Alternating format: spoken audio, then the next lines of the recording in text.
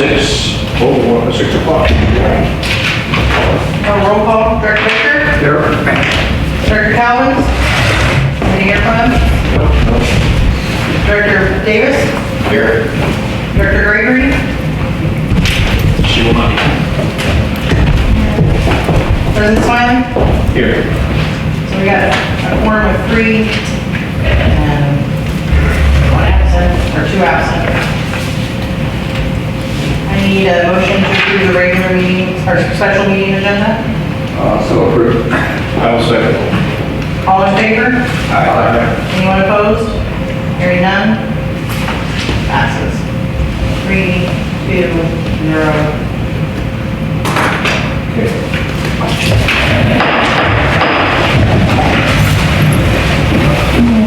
Please repeat with me and pledge allegiance to the flag of our country.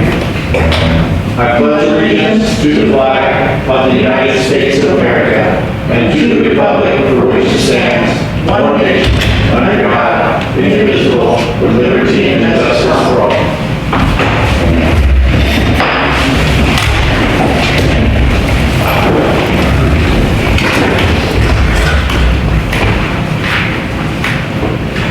Public comment and communications for items that are not on the agenda. Persons seeking, wishing to speak on a matter that is not on the agenda may be heard at this time. However, no action will be taken until placed on a future agenda. Speakers are limited to 3 minutes. Please sign in. There's a sign-in sheet at the end of the table then, and speak. Any comments?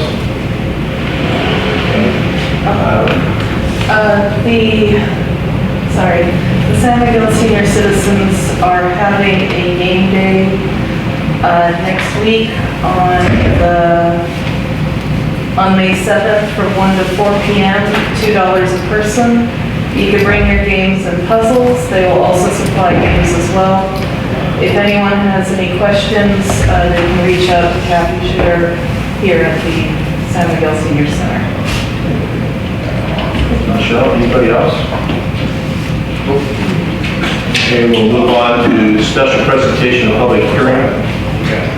One, informal workshop for the board of directors to review a proposed water rate increase as proposed under the notice Proposition 213 hearing and rate proposed by Director Baker during the March 28, 2024 board meeting.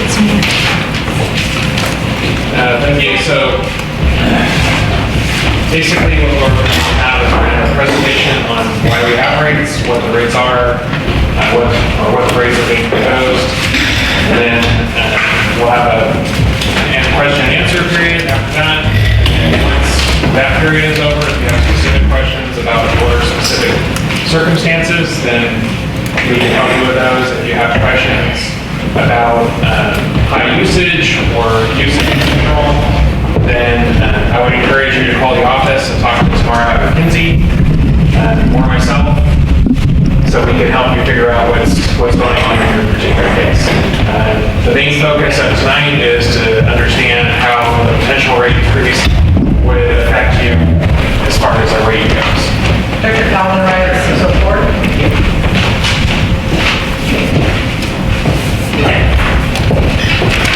So the Proposition 218, known as the Right to Vote, the Right to Vote on Taxes Act, was passed in 1969 or 1996. Basically, it was a proposition to protect citizens from taxes being imposed without public being informed and having the right to protest those taxes. Basically, voter empowerment, the Proposition 218 requires voter approval for new or increased taxes, assessments, and property-related fees. That part is done through a protest. So earlier this year, in June or May of last year, the community was given notice of a potential rate increase, and some protests were received in relation to that. You have to receive 50% plus one protests of the affected parties in order for a protest to be successful. So that did not occur, so we are moving forward with the process, and this is part of what was requested by the board in order to better inform the community. Assessment and regulations. We can only assess, special benefits can be assessed on properties, and assessments must be approved by the property owners. So again, that's through the protest period of any Proposition 218 rate increase. So anytime we have a fee that's going to be charged to all properties, like your water fee or your the water rates or the wastewater rates, this is the process that it goes through. It has to go through Proposition 218 or Proposition 26, which is very similar to 218. It just handles different types of assessments. Fee limitations, fees for service must be proportional to the cost of service. So we can't make things up. They have to be related to what either is a hard cost that we know it costs. So if it costs us $50 to buy something, then we charge a proportional share to all affected properties, that $50, or their part of the $50. But it does cover known capital costs. So if we know we have to build a new tank, and that's $1 million, and we know we're going to build it in 20 years, or we need it in 20 years, then it's a proportional share of that $1 million for 20 years. And transparency and accountability. Basically, this whole process, like I mentioned, was to protect the communities, to make sure that they had a voice in what they're being charged. So, like the district uses a consultant to do rate analysis to understand what our needs are, what we currently pay, what we paid previously, and what we anticipate having to pay in the next over 5 years. The Proposition 218 process only allows any agency, but us included, to look at rates in a 5-year block. So this rate increase, if it were to go into effect, would only be for a maximum of 5 years. After that time, you have to reassess. There's too much volatility in costs to set anything longer than that, and they understood that when they made this process, to make sure that you're not setting something in stone for 20 years when it might change in 5.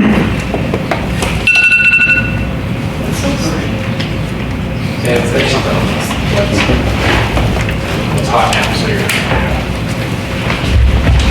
and that means I think it's too far away. But so under Prop 218, basically we need to follow the following. First is public noticing and a public hearing. We have to provide written notice to all property owners that are affected by any sort of property-related rate at least 45 days before a public hearing. Everybody that pays a water bill here should have gotten a notice in the mail, and they outlined what the rates would be, or what they're being proposed, and how to protest if you were to want to protest. It also provides an outline of why the rates are being increased or being changed. As I just mentioned, it gives you the right, and shows you what your rights are for protesting and how to protest. And previously, currently we have tiered rates. So you have 3 different volumetric rates depending on how much you use. This time we're proposing a single tier, so one standard volumetric rate, because the onus of providing documentation on how 3 tiers is actually required or necessary is becoming more and more difficult based on current and upcoming state laws. But at any case, this whole process is meant to ensure that the cost charged to any parcel is proportional to that parcel's burden on the system. And so in general, the water fund gets money from really three main sources. One, the main source being water rates. These are unrestricted funds. They can be used for operational maintenance, or they can be used for new construction, like if we need to build a new tank, or we need to replace water lines, that type of thing. We get any new building. So if you build an ADU, if you build a house, you build a commercial building, any new construction in San Miguel within our district has capital fees that are, or connection fees that are associated with that. So if you build anything, you pay an extra fee basically to help maintain the system long term. We refer to those as capital funds, and they're restricted for new facilities. So if we're replacing something, like replacing a water line, that's a capital cost. If we're building a new water tank, if we have to build a new building, build a new pump station, new well, those are capital costs. Those are fixed facilities that are not operation and maintenance. In order to operate or maintain those in the future, that would be unrestricted funds. So we can't use restricted funds for any daily operational needs. The last is grants. So grants are also restricted, but they're restricted because they are received for a specific purpose. So, like for instance, the water tank up on the hill over there, we got $1 million grant to help pay for that. So that money that we received for that grant went to that project specifically. We had to prove all the money that we spent on that project, and they reimbursed us grant funds for that. So those are essentially, all the grants that we receive are essentially just reimbursement for costs that we incur.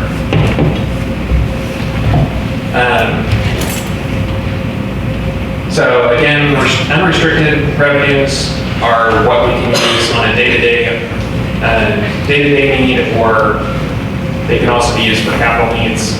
The district maintains investments both in unrestricted and restricted. So if an investment is unrestricted funds, then all the proceeds from that investment stay in that classification. So if we invest $500,000 of unrestricted funds, that goes towards future uses once that investment is mature. Likewise with the restricted revenue.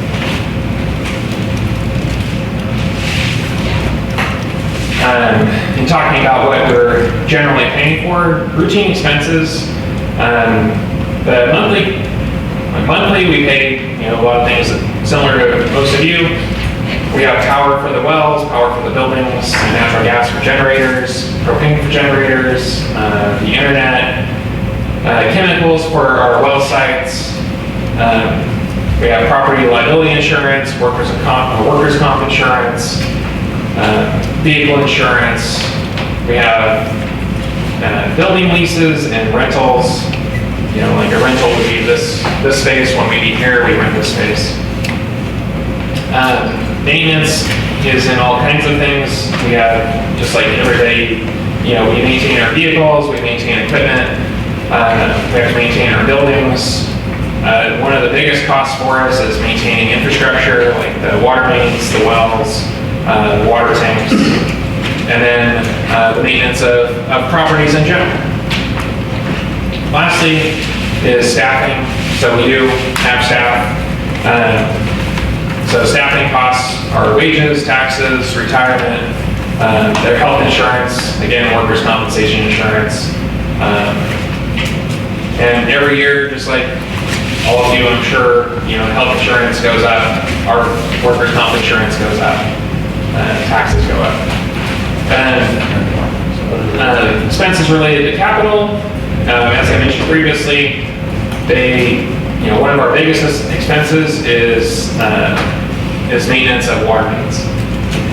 So that generally falls under a routine expense under maintenance, but we have projects coming up that are replacing entire sections of water main.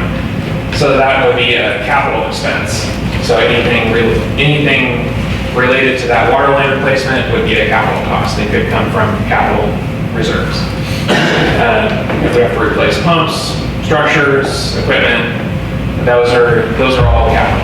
We're not, in equipment, we're not talking about like hand tools or drills or anything like that. Equipment would be like if we have to replace a tractor, if we have to replace some sort of a water filter, like a large water filter or something, that would be equipment. Again, one of our biggest costs is repairs of infrastructure. If we have to purchase property for new facilities, so if we need a new well site, if we need to purchase property for a water line easement or for other water facility, that would be under property for new facilities. And, again, installation of water mains, pumps, structures, equipment, tanks, water treatment equipment, etc. The district maintains a capital improvement plan, which is part of our water and wastewater master plan that outlines what we as a district need to be going towards for additional wells, additional water storage, replacement of infrastructure. And part of the rates that are built towards the capital they're derived from those costs. And as I'm sure everybody in this room can agree, inflation is kind of ruining the cost of everything. So a lot of things that are included in our capital improvement plan those costs were defined several years ago. So they're already, if we were to go out and build it today, most likely it would cost more than that. So that's again a reason why these rate studies aren't set for more than 5 years at a time, because you can't guarantee the cost of anything. So why is the rate increase being proposed? Being proposed to cover operational costs primarily. The operation costs for us have highly been driven by inflation in general, just in the material cost. We have a large increase in state mandated compliance and regulatory requirements. This year, the state has implemented a new PFAS monitoring program. The PFAS monitoring program is basic. If you haven't heard of PFAS, it's also referred to as a forever chemical. Basically, we have to test for that at our wells. Each test is almost $1,000, and we have to do it every 3 months. So every 3 months, it's $3,000. So, and that's not something that we get to pick and choose if we do it or not. That's something that we get to do. If it comes out that we have higher than allowable amounts of that, then the state is going to define what we have to do, and then we have to move towards removing that from the water. So those kind of costs are entirely outside the control of the district, but we have to do them one way or the other. The state will commonly say that they're going to fund that somehow, but their state doesn't have any money to fund anything, as I'm sure everybody's aware in the current budget cycle. So we also have increased repair and maintenance costs. Most of the water lines in town, especially on the west side of Mission Street, are pushing 60, 80 years old. This year in particular, we have seen probably more leaks in those first 3 months of this year than we have in the last 3 years. So it's really starting to show its age. The rain and heat cycles that we go through here shifts the ground quite a bit, and ground shifts cause a lot of separations of mains and breaks in mains. The services are also 60, 80 years old in most cases, and many of those have rusted almost to nothing. So we spend a lot of time digging up services and replacing services.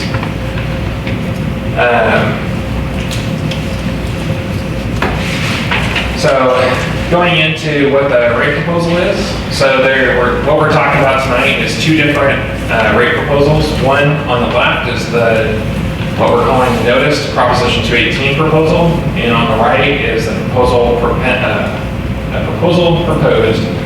by Director Baker at the March 28th board. So firstly, on the left, the notice proposal, and this is just for 5/8 to 1 inch meters. If you have an 1.5 inch, 2 inch, or larger meter, then we're not talking about those right now, but they are affected by this rate change. But for ease of understanding the change, we're only talking about 5/8 to 1 inch, which for probably everybody in this room, it's going to be what you have. So the notice proposal for a 5/8 to 1 inch meter would change the fixed charge to $32.30 or $32.30 with a volumetric charge of $5.75 per unit for all usage. So currently, the minimum is $53.09, and that includes 5 units. This proposal would be a base of $32.30, so if you don't use any water, then your minimum is still going to be $32.30. And then for every unit of water you use after that, it's $5.75 per unit from 1 unit to infinity. So a unit of water, if you're not familiar, the bills, all of our bills are billed in 100 cubic feet, which is 1 unit. 100 cubic feet is 748 gallons. So it's quite a bit of water. But when you're looking at your bill, the bill is billed in 100 cubic feet. So that 575 would be for each unit, which is 100 cubic feet. On Director Baker's proposal, again, for a 5/8 to 1 inch meter, the fixed charge would be $48.50. So that's not using any water at all. It would be $48.50. For the first 12 units, each unit would be $2.80. For units 13 to 19, it'd be $5.75. So as you're going up, let's say you only use 12 units, it would be $2.80 per unit. So for the first 12, it's always going to be that. For the 13 to 19, it'll be $5.75 for those particular units, and then $7.35 for all units of 20 and up. So the notice proposal, that is a 1-tier system, and Director Baker's proposal is a 3-tier system.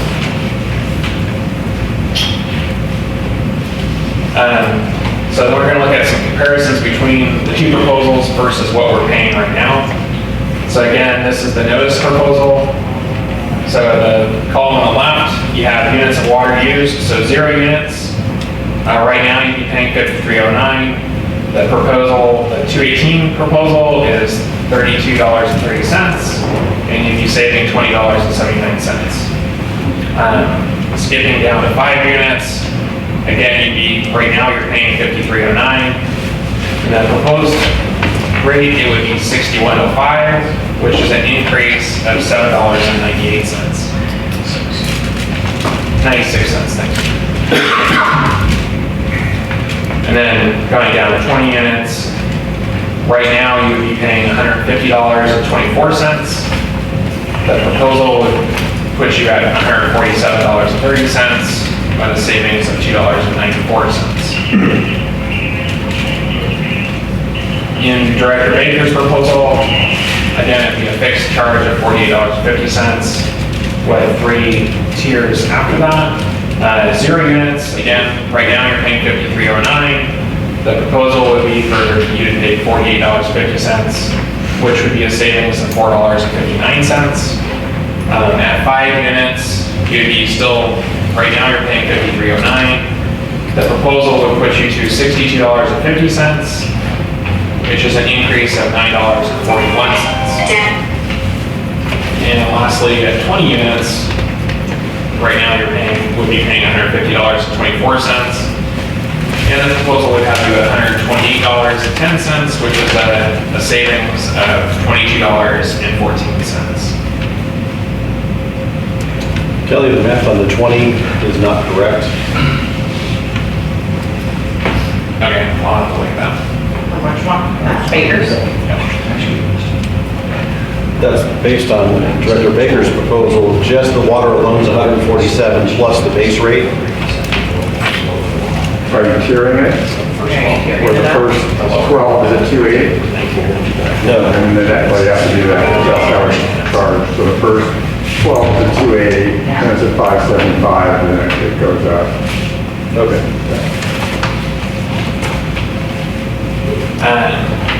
So now we can take questions on, if anybody has a question about how one or the other one works, what the differences are. In general, if you, like I said earlier, if you have questions about usage in general, and maybe why your bill is high, then please come talk to us at the office. Our phone number is right there, our address is right there. It's also on your bills.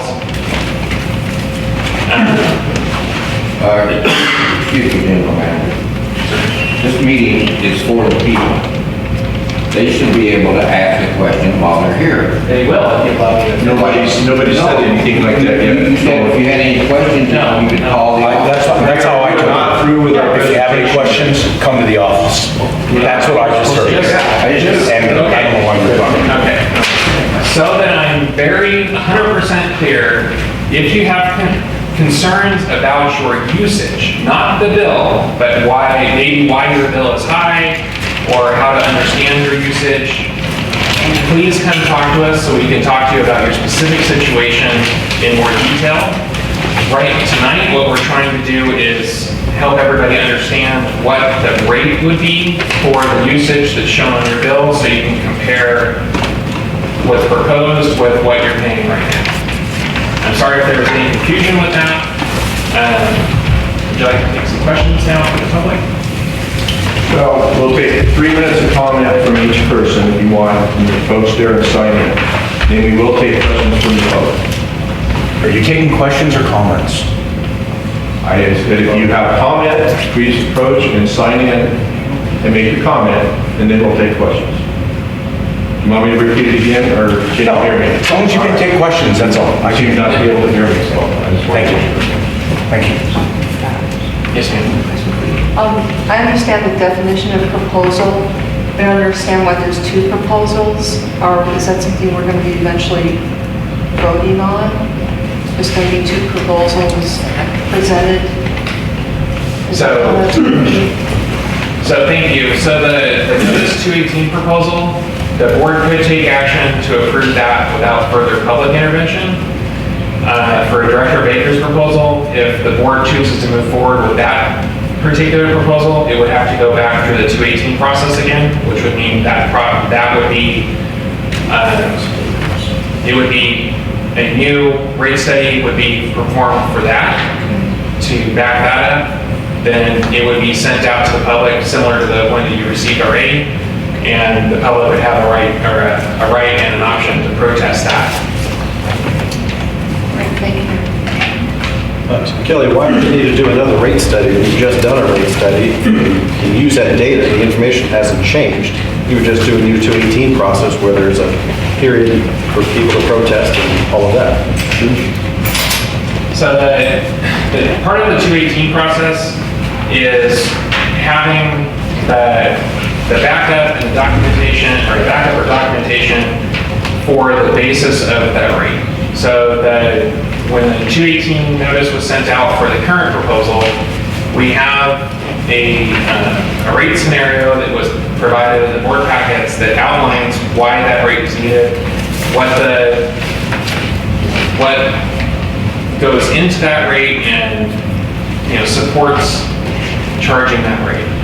We would have to do that same analysis for Director Baker's proposal, showing what the district's costs are, how the district's how those costs are being covered by this rate.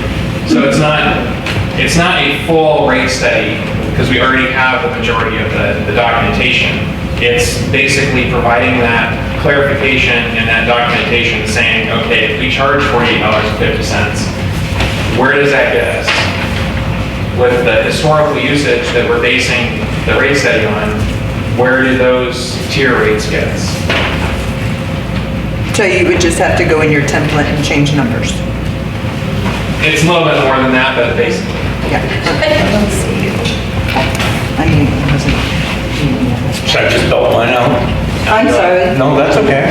That's fine. I was raising my hand and they wouldn't acknowledge. Oh, well, I'm sorry. This is my first meeting, so I apologize. No, it's not you. It's not you.